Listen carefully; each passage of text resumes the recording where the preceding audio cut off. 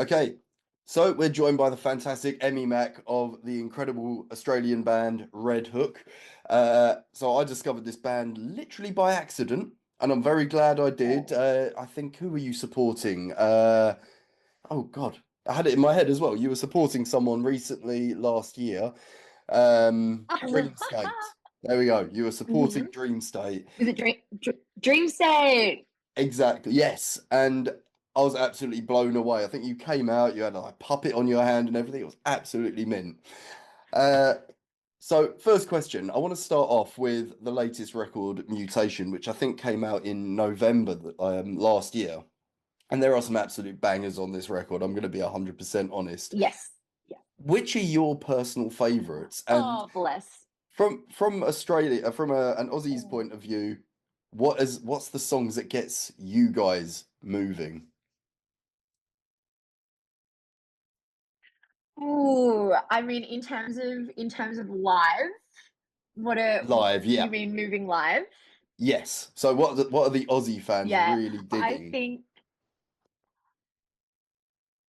reckon all right, for me personally, I think my favorite song on the record is probably Dr. Frankenstein, which is our song that features the incredible Mr. Lucas Woodland from Holding Absence.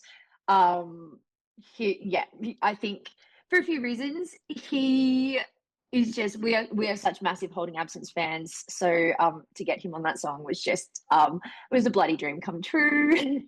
And we already love the song, and his vocals, just as they do with everything, just took it to the next level. But I think in terms of live, probably bomb.com, it goes really hard. That one just slaps really, really hard live, and it's got some bounce to it, so it's a real sort of pit vibe, that song.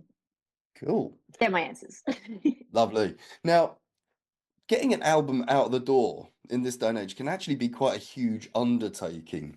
And I'm always fascinated with how we sort of consume music in the digital age.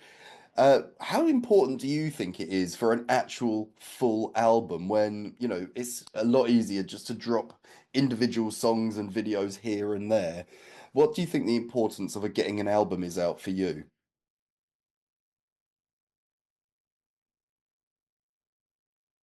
I think for me it comes out because we were one of those bands. It took us a very long time to drop our first album. Our debut LP, Postcard, came out in 2023, and that was like a good 5 years after we started, and we did the thing, like we built ourselves up with singles. And I think the importance of an album, for me, it comes down to like your fans, the fans that you already have. And this is just my opinion and how we've done things with Red Hook, but like I don't think it really makes sense for a band or any artist to kind of come hot sort of straight out of the gate with an album when they don't have a fan base. You know what I mean? So I think in our playlist centric kind of TikTok centric age where everyone's attention spans kind of measured in nanoseconds, it does make a lot more sense, when you're still in that kind of phase of your career of building a fan base, to just drop singles, because an album is fucking expensive, and and like you said, it's a lot of work. It's a lot of work. So the way that we sort of did it is our fans were like, every time we drop a song, the cries for where's the album coming? Where's the album coming? We just get louder and louder, and like more and more people were just like, the demand was there, and then we eventually were just like, all right, fuck it, it's probably that time. We probably should drop an album. But that's the thing. I think, when you drop an LP, um, you kind of have to just make peace with the fact that most people aren't aren't going to listen to the entire LP. Like your fans will, like the super fan, but the majority of just like casual listeners are probably just going to listen to the singles. Fair. Well, I mean, as I said, like this is an excellent album. I've actually dug like almost the whole thing. Actually, I think was it the second song? Can't remember what it's called, but that's the one that's got like that weird, that excellent little sax section, isn't it? Is that one? Oh, yeah, breaking up with. Yeah, yeah, yeah. That's That was it. a real party vibe. And Yeah. that one, like, because the Craig on opening track, sax. Pyromaniac, is just such a great tune to open with. But then the next one, Breaking Up With, was just, I don't know, it just, if you've ever seen the film The Lost Boys, it just reminded me of the guy on the beach.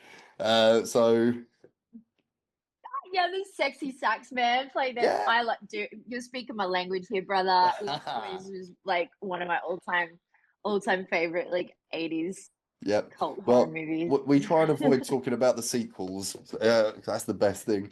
Now, I want to actually know, and this is more for me, where did the name Red Hook come from? Because, Hmm. for Brits, Red Hook are still quite a new band on the block, because of the distance and everything. So where did that name actually come Hmm. from? It's it's so funny. It's such a lame story. We like lame. So Red Hook, um, so Red Hook kind of spawned from the ashes of my old band, which was a very different vibe. It was like an 80s inspired, like kind of glam, kind of thrash metal vibe. We were very cringe. And we got this like my guitarist moved away. We basically changed our entire sound, and then we got this huge opportunity to open up an arena for a very iconic global band. I'm not gonna say who, and because I don't want anyone googling it in case there's footage. But because we sucked. But I was like, we have to change the name. We got to change. We can't go out under this same name because we've got a completely different sound now. And so we had like 2 weeks to come up with a new name. And my drummer at the time was he was like a big horror buff, and he was reading a book, like I think it's like a short story called The Horror at Red Hook. And he was like, what about Red Hook? And I was like, yeah, I mean, I got red hair. We write music that's got hooks in it. That's on brand. Yeah, that'll do. We'll change it later if we can think of a better one. And we just never did. It just kind of stuck. but, Do you know what? but Sometimes this was like, I mean, we should have done more of our homework because do you no, know what you go, though? you go, you go. The simplest explanation, simple, but it's such a great like it rolls off the tongue. So I mean, I wouldn't change it. Stick with what you got. It works. It works spectacularly. Now you are heading over to the UK Oh, very thank, soon. thank You're you, brother. welcome. Now, Thank you so much. yeah, you're heading over to the Yes, UK we very are. soon. You have played here before, which is how I discovered you. I want to know how do the fans in the UK compare to Australian fans? Because I can't even like for some reason I just can't picture. All I've got an image of is everyone partying on the beach. This is my probably misguided perception of Australia.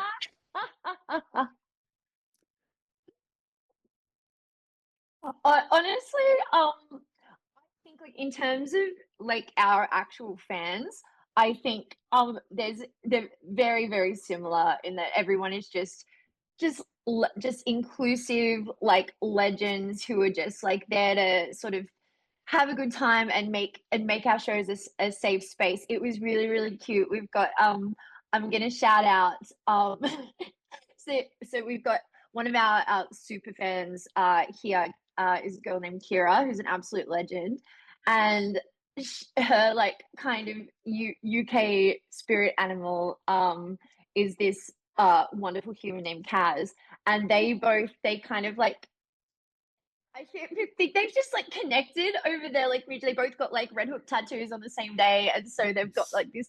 It's just really really sweet.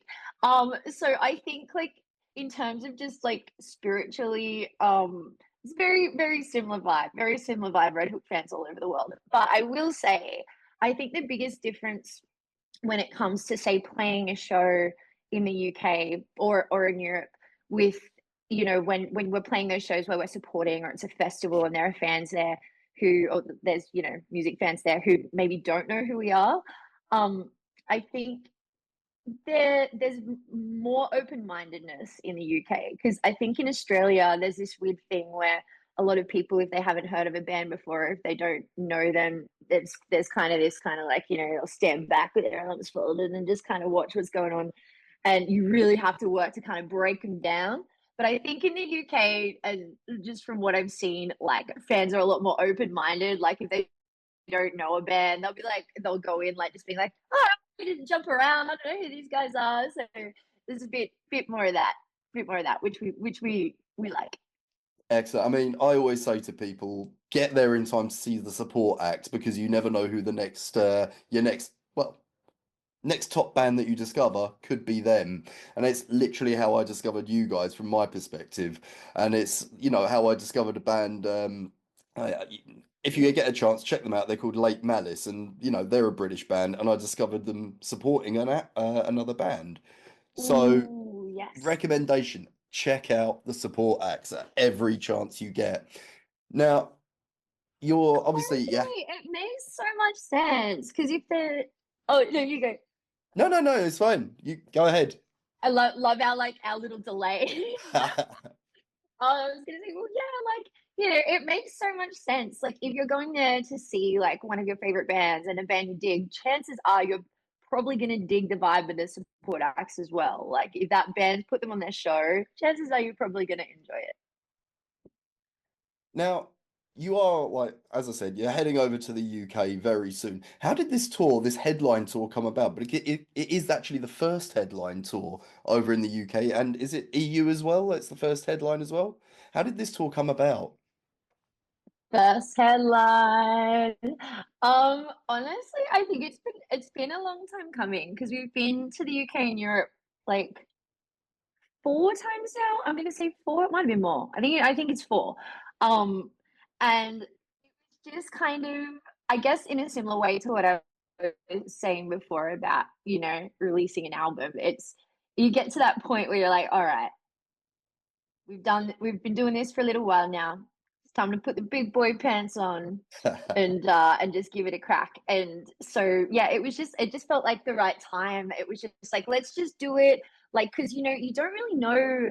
I think that run with Dream State that we did, we like, you know, we had so much fun, and we loved Dream State and it was a ball, and we were supporting, so the pressure was off.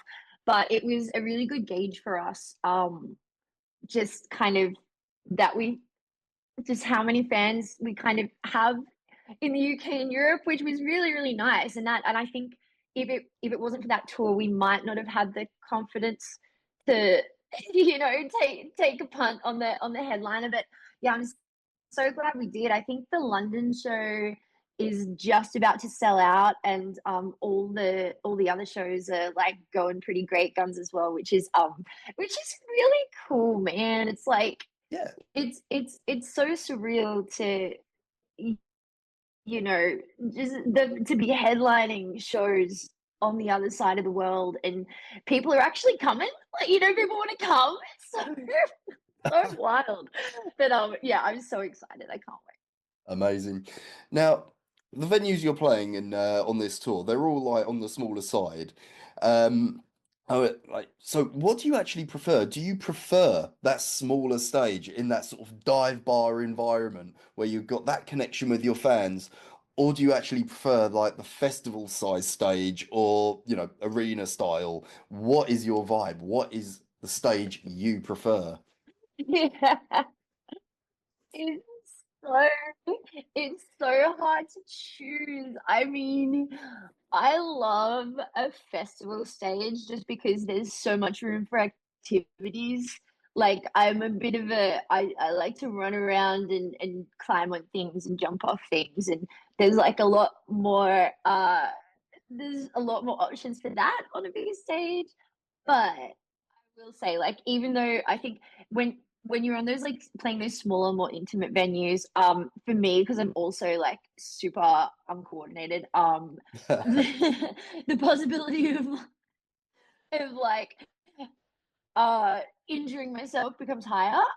But there's I do love the sweaty, those like sweaty, like grungy, like you can just like inhaling everyone's sweat, like that kind of vibe, because it is like it's just like bottling the energy into one tiny space, which makes it feel like huge. You know what I mean? And Yeah. especially when it's, the crowd's amazing and everyone's vibing, everyone's feeding off each other's energy. And it's just, yeah. So you got to have both. You got to shake it up. You got to have both. You can't have one without the other. That's a fair answer. Bit of a get out of jail free card, I'll give you that. You found a way to go, I'm having both. I'm being greedy, but I'll accept it, you know. So when Yeah. you're in You know what's London, up? like, have you got any time? Thank you. Have you got any time to actually check anywhere out in London when you're over? Is there somewhere that you are, I need to go and check this place out because we're over on the other side of the world? I know touring doesn't always give you that kind of time, but are you going to try and find time to do some sightseeing, and where are you going to go? Hmm. Oh my gosh. I hope so. I need to look at I need to have a look at the itinerary and see like if we've got any days off. But I was really bummed last time on the Dream State tour. There's Oh my gosh, people in the UK are gonna kill me. I am like a super like thrill ride, like roller coaster obsessive. And there's a theme park there, and we were gonna go to it on the last tour, but we didn't get to because the weather was really shit. It was like pissing rain, and then I was also sick as fuck. So I would love to go there. What's it called? You're not The talking name about of Thorpe it? Park, are you? Do you know what I'm talking about? The one I'm guessing you're talking about Thorpe Park. I need to Google it. I don't know if it'll be open because it's a Maybe. summer Look, if thing. there are roller coasters there, I'm in. Like, Yeah. I'm in. Yeah, it might not be open though because it's Is that winter. a thing? Oh Yeah. no. Okay. But you never know. I tell you what, hopefully, touch All wood, right. Well, we're something will just be gonna have to open come for you. back. We're just gonna have to come back in Exactly. summertime. Come back in the summer. Come back in the summer. It's like your winter, but Please. we're there Yeah. going, this is boiling hot. You guys will Otherwise, be over here in a jumper going, this is freezing. Now, if you could tour with anyone, yeah, who would I'll you be go in on tour with? thermals. It'll be ridiculous. But I was gonna say, other regardless, the boys and I, we always make it a point to go to a spoons if we can find the spoons. Oh, you'll find a Um, spoons. and it's just our tour tradition. We love you can find the spoons. They're everywhere. They are. That's literally like the. No, for Brits, it's either you either love spoons or you hate it. Uh, we love it because it's dirt cheap. We also hate it because it killed off an awful lot of local and independent pubs. But how do you weigh it up? Cheap or Oh, we hate that. so it's a bit of a tricky one. Um, That's it. I In th this economy, we're in this mm, economy. but I think the delay messed with us a little bit there. So I'll go back to the question: if you could tour with anyone, who would you go on tour with? Mhm. And I mean anyone. They could not exist anymore.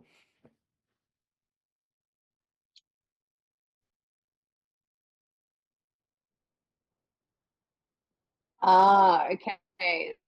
They could be, they could be 6 feet under. I would love. Can I have more than one answer, or do I have to just Can you pick say what? one? Sorry. Hmm. Uh, can I pick more than one, or does it just have to be one? I'm going to give you three.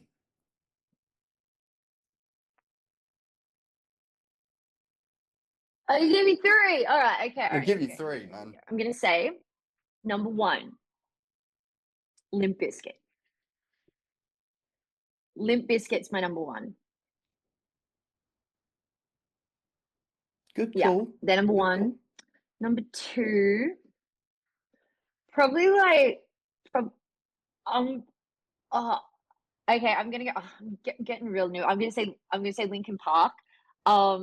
I mean, with Chester would be amazing, but even now, like I'm vibing the new lineup and the new songs, like that'd be so sick. Um, and three, I'm gonna say an artist who's from the UK. who I've only recently discovered and it just became immediately obsessed with. Rory. Amazing. I would Oh, love to tour with Rory.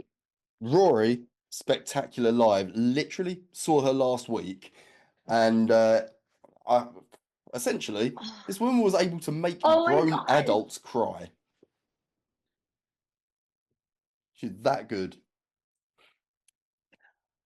I think if I was at it, like I haven't had I cannot wait. I am just so obsessed with like Rory just as a human and as an artist. And like, I don't think it would be really hard for me not to fangirl, I think. I just have so much respect for her. And yeah, I would be like in a puddle of hysterics. I think like watching it every night and just be a Ooh. mess. Now, I want to also ask, what do you prefer? Do you prefer creating music, getting in a studio and writing? Or do you prefer being on the road, taking your music to the fans and seeing the reaction? What's best?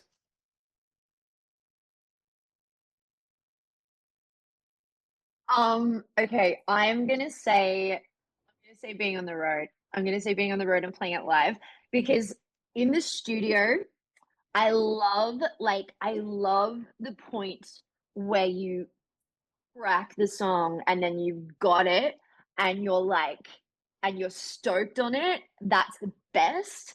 But then I also hate the feeling when you're in the studio and you're trying to get there and then sometimes it feels like you're beating your head against a brick wall and then you have like a massive spiral of imposter syndrome. You're like, maybe I can't do this. Maybe I'm a terrible songwriter. Like, why did I ever think that I could write a record? And because that always happens. That always happens regardless. And then you have to power through it and then you crack it and then you get the song and then it's good.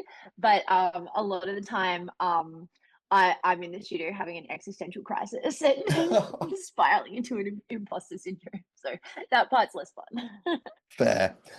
Now, I've only got one question for you, because one of the things I am hoping to do, touch wood, it'll be Hmm. plausible, is I kind of want to do a part two to this interview when you are Hmm. actually in London. If we're able to arrange that, that'll be amazing. Because I want to find out how the trip over was. Yes, let's I do want to find it. out what the flight was like, what you've been doing. Granted, it'll be only the second day of the tour, but what you've got planned. So I've held back a little bit in the hope we can Nice. find time for that. So the final question I've got for you, I see. always a bit of Yeah, let's fun, do it. definitely do it. Final question. I call it Tales of Touring Terror. And basically, I want to know, have you got a story about something absolutely crazy or unbelievable or damn right embarrassing, something that's just cracked everyone up, that's happened to you guys while on tour? Doesn't have to be about you. You can throw one of the guys under the bus for all I care, as long as it's going to make us laugh.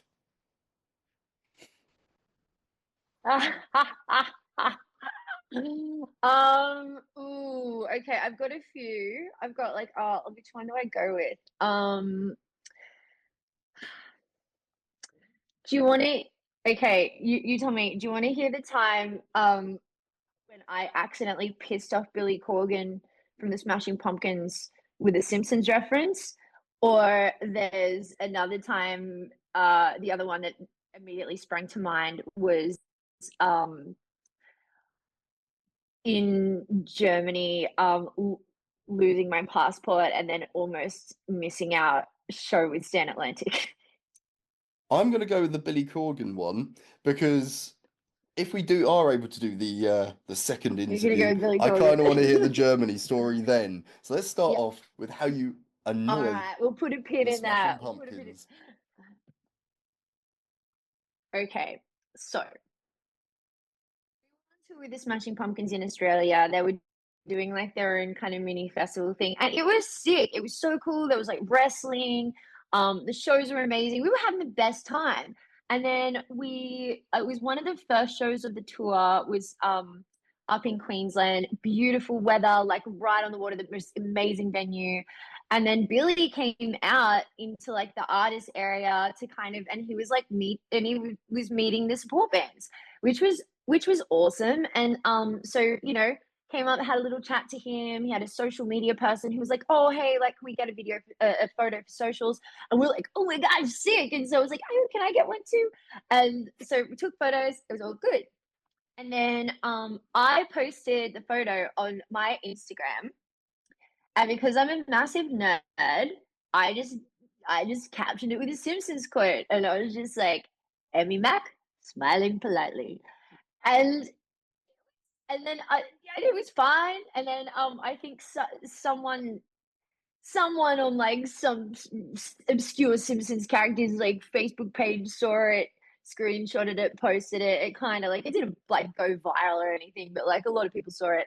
And then anyway, the tour finishes, and a couple of weeks later, someone tags me in this video, and they're Billy Corgan's on like some radio show in the US. And he's talking about it, and he's not very happy about it. So he's basically like, so he was just like basically like, yeah, this girl from Australia in one of our support bands, and she captioned the photo. Here I am smiling politely, and I'm like, are you excited to meet me because I was on The Simpsons, or are you excited to meet me like because I'm Billy Corgan? And I was like, oh no, Billy Corgan. And then I did a video and posted it online with an apology, but I think that just added fuel to the fire because everyone who saw it was just kind of like dissing him. So I was like, oh no, okay, yeah, Billy Corgan like fully hates me now. It's fine, it's fine. I don't mind. It was a good tour. We were really stoked on it. Well, I'll tell you what, we're going to put a fourth band on the RedHook Fantasy Tour lineup. We're going to put Smashing Pumpkins on there because I think it could be fun. Throw throw petrol on that fire, as it were. Magic Pumpkins. It could be fun. Yeah. I reckon it could. Yeah. We'll do a reconciliation. I'll make it up to him. Bake cookies. Everyone likes cookies. At least I hope he'll be the only person in the world that doesn't.